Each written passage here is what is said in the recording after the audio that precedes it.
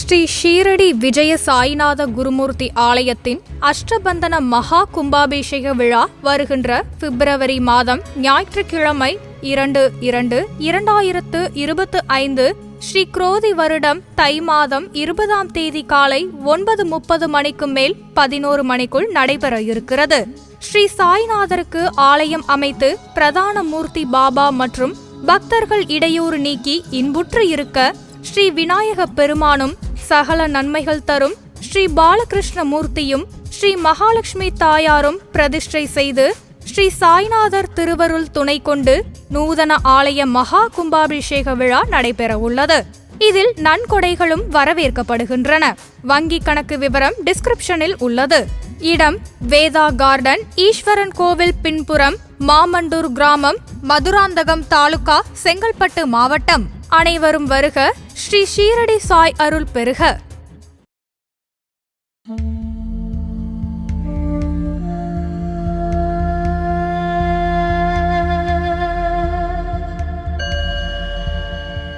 அருணகிரிநாதரை தேடிய இந்த பயணத்துல நாங்க இவ்வளவு முருக பக்தர்களை சந்திப்போம்னு நினைச்சு கூட பார்க்கல.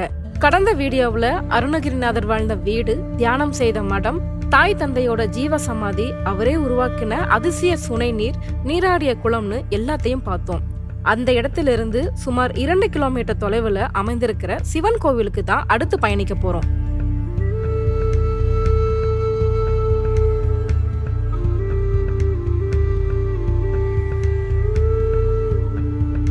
நம்ம இதுக்கு முன்னாடி பார்த்தது வந்து அருணகிரிநாதர் உருவாக்கின தீர்த்தம், அவர் நீராடின குளத்தை பார்த்தோம். அவர் உருவாக்கின தீர்த்தத்திலேருந்து எடுத்துகிட்டு வந்து ஒரு சிவலிங்கத்துக்கு அபிஷேகம் பண்ணியிருக்காரு அந்த காலத்தில். அந்த சிவலிங்கம் தான் இந்த சிவலிங்கம். லோகலிங்கேஸ்வரன் சொல்லி பேரில் இருக்குது. இதுவும் கல்வெட்டுலேருந்து அந்த பேரை கண்டுபிடிச்சு சொல்லியிருக்காங்க. இந்த சிவலிங்கத்துக்கு தான் அவர் தீர்த்தத்தை எடுத்து வந்து பண்ணியிருக்காரு. இப்போ நான் அங்கேருந்து கிட்டத்தட்ட ஒரு குறிப்பிட்ட ஒரு சில மீட்ரு வந்து நாங்கள் நடந்து வர வேண்டியது, காரில் வந்தோம். அதுக்கு முன்னாடி பாதையாகவே இருந்திருக்கு. இந்த சிவலிங்கத்துக்கு அபிஷேகம் பண்ணி இங்கே கொஞ்ச நாள் இருந்ததுக்கு அப்புறம் தான் திருவண்ணாமலைக்கு பயணிக்கிறார். ஸோ அற்புதமான ஒரு ஸ்தலம். இங்கே உள்ள எல்லாமே பழைய காலத்து கல்வெட்டுகள், பழைய காலத்து சிற்பங்கள் தான் இருக்குது. அடுத்தது நம்ம பார்க்க போகிற சிவன் கோவில் அருணகிரிநாதருக்கும் சிவபெருமான் காட்சி கொடுத்த கோவில். வாங்க பயணிப்போம். இந்த சிவன் கோவிலோட பெரிய அதிசயம் என்னன்னா, சிவலிங்கத்தை நகர்த்தி விட்டு பொக்கிஷங்களை திருடியவர்கள் என்ன ஆனாங்க, எங்க போனாங்கன்னு யாருக்குமே தெரியலையா. மேலும் இந்த இடத்தை பத்தின ரகசியங்களை நமக்கு அறிமுகம் செஞ்சு வச்ச குமார் ஐயா சொல்வதை கேட்போம். இந்த யோகலிங்கேஸ்வரர் பற்றி சொல்லுங்களேன். யோகலிங்கேஸ்வரர் வந்து அருணகிரிநாதர் அங்கேருந்து நீர் எடுத்துன்னு வந்து இங்கே தியானம் பண்ணுவார். இங்கே தியானம் பண்ணி ஒரு சில காலகட்டத்துக்கு அப்புறம் ஒரு சிலரால் அந்த லிங்கத்தை வந்து அகற்றி வைத்து விட்டு இருக்கிற புதையலை எடுத்துட்டு அடுத்தபடியாக வந்து அந்த சிவலிங்கத்தை நவுத்தி வச்ச இடத்துல அப்படியே சிவலிங்கத்தை வந்து அங்கேருந்து மறுபடியும் எடுத்து வைக்க முடியல. அந்த இடத்துல வந்து ஒரு வேப்ப மரம் வந்து உருவாகி அதில் தான் வந்து மொத்த சக்தியும் உள்ளது. இப்போ மூலவர் இருக்க இடம் வந்து கருவறை கிடையாது. மூலவர் வந்து அவங்க அகற்ற வைக்கப்பட்ட இடம் அது. அதே இடத்துல இங்கேருந்து மூலவர் நகற்ற முடியாது. இப்போ இது அப்படியே அங்கேயே வச்சு நாங்கள் பூஜை பண்ணுறோம். இப்போ இந்த கோயிலை வந்து புதுப்பிக்கும் போது கும்பாபிஷேகம் பண்ணும்போது தான் அதை நகர்த்தி வைக்க முடியும். அதுக்கு முன்னாடி வந்து அதை நாங்களும் பண்ணி பார்த்தோம், முடியல, நகற்ற முடியல. அதுக்கு சில சாங்கியெல்லாம் பண்ணால் தான் அதை பண்ண முடியும் அப்படின்னு சொல்லிட்டாங்க. மேலும் ஒரு அதிசயம் என்னவென்றால், சிவலிங்கம் இருந்த கருவறையில் ஒரு வேப்ப மரம் வளர்ந்துள்ளது. அந்த வேப்ப மரத்தை 3 பேர் நின்றுதான் பிடிக்க முடியுமாம். தன் பதியை காண தாயே வந்து விட்டாள் என ஊர் மக்கள் நம்பி மக்கள் அந்த வேப்ப மரத்தை தாயாக எண்ணி வணங்குகிறார்கள். தினமும் பூஜை நடந்து கொண்டு இருந்தாலும் கோவில் சிதிலமடைந்த நிலையில்தான் உள்ளது. சார், நீங்கள் சுமார் 1 வருடத்துக்கு முன்னாடி இந்த கோவிலுக்கு வந்தேன் அப்படின்னு சொல்லியிருந்தீங்க. அப்பைக்கும் இப்பைக்கும் ஏதாவது வேறுபாடுகள், வித்தியாசம்னு ஏதாவது இருக்கா சார்? நிச்சயமாக இருக்குங்கம்மா. என்னென்னா நான் வந்து இப்போ நான் வரதுக்கு முன்னாடி ஒரு குமார் அவர்கிட்ட கேட்டேன், எதுவும் டெவலப்மெண்ட் ஆகிருக்கா அந்த இடம்னா, அதுக்கு உண்டான பணிகள் ஆரம்பிச்சிருக்குன்னாரு. இதில் வேணா நான் அப்போ உள்ளே போகல, வெளியிலேருந்தே சிவபெருமானை பார்த்துட்டு போகிற மாதிரி தான் இருந்துச்சு. இந்த வாட்டி உள்ளே போகும்போது இன்னும் வழிபாடு வந்து ரொம்ப, ஏன்னா அப்போ வந்து ஒரு விளக்கு கூட ஏற்ற முடியாத அளவுக்கு இருந்துச்சு, அதை ஏற்றிருக்காங்க. ஆனால் ஒரு வருத்தமான விஷயம் என்னென்னா, நான் இன்னும் கொஞ்சம் மாறி இருக்குன்னு நினச்சேன். இப்போ இந்த இடம்லாம் பாருங்கள். இந்த இந்த இந்த நிகழ்ச்சி மூலயமா இந்த நிகழ்ச்சி மூலயமா ஒரு கோரிக்கை வைக்கிறேன். இந்த நிகழ்ச்சி பார்க்குற முருக பக்தர்கள், குறிப்பாக இந்த பகுதியை பார்க்குற முருக பக்தர்கள், உங்கள் குடும்பத்தில் யாராவது இந்திய தொழில் துறையில் ஆராய்ச்சியாளர், ஏன்னா நானும் இதை முடிஞ்சது கொண்டு போய் சேர்க்குறேன், இல்லை உங்களுக்கு அந்த தொழில் துறை சார்ந்தவர்கள் அகழ்வாராய்ச்சி சம்மந்தப்பட்டவங்க யாராவது இருந்தாங்கனால் அவங்ககிட்ட இந்த பேட்டியை கொண்டு போய், அருணகிரிநாதர் பிறந்த இடம், அருணகிரிநாதர் வழிபட்ட இடம், இந்த இடத்துல இப்படி கோவில் இருக்குது, இதை வந்து அகழ்வாராய்ச்சி பண்ணால் நிச்சயமாக இன்னும் முருகப்பெருமான் பல அற்புதம் அதிசயத்தை வெளி உலகத்துக்கு காட்டுவார். என்னோட ஆள் மனசு ரொம்ப சொல்லுது. எனக்கு தியானத்திலையும் தான் வந்துச்சு.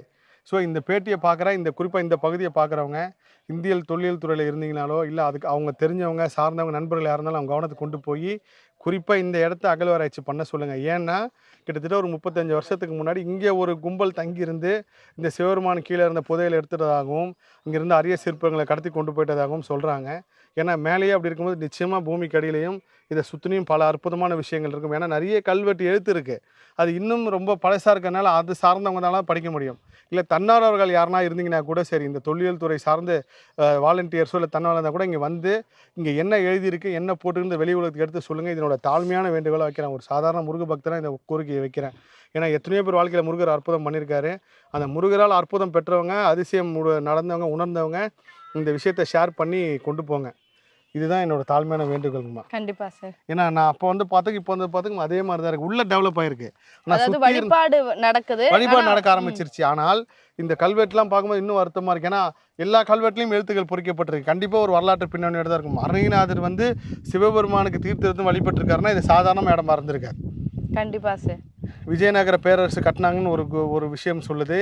அதிகாரப்பூர்வமாக தகவல் வேணும் அப்படின்னா தொல்லியல் துறையால் மட்டும்தான் அதை கண்டுபிடிச்சு சொல்ல முடியும். அதனால் கண்டிப்பாக இதை வந்து அவங்க கவனத்துக்கு கொண்டு போங்க. நானும் என்னால் முடிஞ்சாலும் கொண்டு போகிறேன்.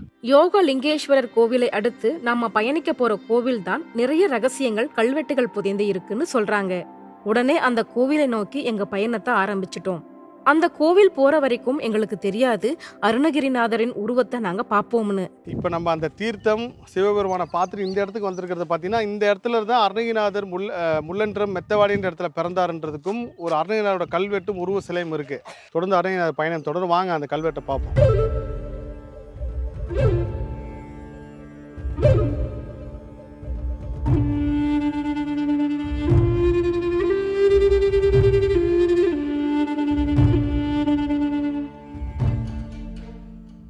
அந்த கோவில்ல தான் திடீர்னு ஒருத்தர் வந்து ஒரு காகிதத்தை எங்க கிட்ட கொடுத்தாரு.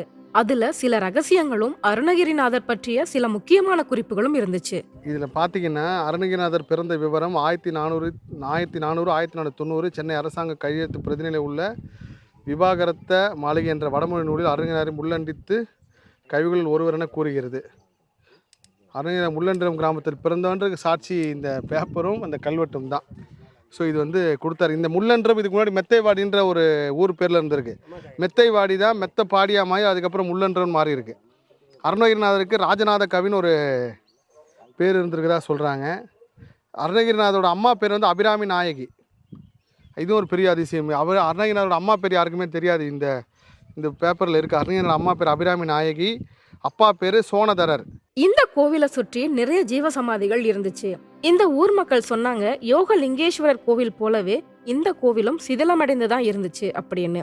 இந்த கோவிலை ஊர் மக்களும் தன்னார்வலர்களும் சிவனடியார்களும் சேர்ந்து சரி செய்ய எண்ணிய போது தொடர்ந்து தடைகள் ஏற்பட்டதாகவும் பின்னர் சில குறிப்புகளை வச்சு பார்த்தபோது தனித்தனியே இருந்த ஜீவசமாதிகள் தான் காரணம் அப்படிங்கறதையும் புரிஞ்சுக்கிட்டாங்க. பின்னர் பூஜைகள் எல்லாம் செஞ்சு ஜீவசமாதியில் இருந்த ஆன்மாக்களை எல்லாம் ஒன்று திரட்டி கோவில் அமைச்சு ஒரே இடத்துல வழிபாடு செய்ய கோவில் புனரமைப்பு இனிதே தொடங்கியது. இப்ப நீங்க பாத்துட்டு இருக்கிற இந்த கோவில்ல 80% வேலைகள் முடிஞ்சிருக்கு. அருணகிரிநாதரோட கல்வெட்ட ஒரு உருவம் வந்து இங்க ஒரு தூண்ல இருக்கிறதா சொன்னாங்க. நான் கிட்டத்தட்ட 1 வருஷத்துக்கு முன்னாடி இருப்போம் இதெல்லாம் இல்லை. இந்த கோவிலை அப்போ தான் கட்டிட்டு இருந்தாங்க. இதுவும் ஒரு புராதன கோவில் தான். சதலமடைஞ்ச கோவிலை இங்கே இருக்கிற தொல்பொருள் ஆராய்ச்சியாளர்களை வச்சு ப்ளஸ் இங்கே இருக்கிற வாலண்டியர்ஸை வச்சு ஒவ்வொரு தூணாக தேடி தேடி கட்டின கோவில் தான் இது. அதில் இந்த தூணில் அருணகிரிநாதர் படம் இருக்கிறதா சொல்லியிருக்காங்க. இந்த உருவம் வந்து அருணகிரிநாதரோட கல் சிற்பம். இதுக்கப்புறம் உள்ளே பார்த்தீங்கன்னா நிறைய கல்வெட்டு இருக்குது. அருணகிரிநாதர் பற்றின கல்வெட்டும் இந்த ஊரை பற்றின கல்வெட்டு இருக்குது. அதையும் பாருங்கள்.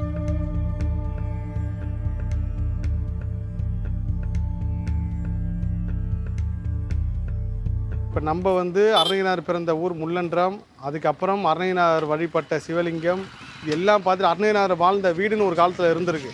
அது கிட்டத்தட்ட பல 100 தலைமுறை தாண்டி பல பேர் கை மாறி இப்போ அந்த இடம் மட்டும் ரொம்ப சதலம் அடைஞ்சிருக்கு. இந்த இடம் தான் அது நீங்கள் பார்க்குறது. இது முழுக்க இந்த பக்கம் ஃபுல்லாக புல் மண்டி இருக்குது, இந்த பக்கம் இடிஞ்சு சதலம் அடைஞ்சிருக்கு.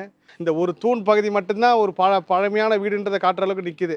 அதே மாதிரி நான் கிளம்புறதுக்கு முன்னாடி நான் சொன்னேன், கிளி வந்து நம்ம பேசுகிறப்போ கண்டிப்பாக ஒரு அருணகிரிநாதரை பற்றி பேசுகிறப்போ அப்படின்னு சொல்லி தமிழ் சகோதரர்கிட்ட சொல்லி தான் இப்போ தான் மேலே கிளி பறந்துச்சு. கரெக்டாக அதுவும் அருணகிரிநாதர் வீட்டாண்டது பேசும்போது கிளி மேலே கத்திக்கிட்டு போச்சு.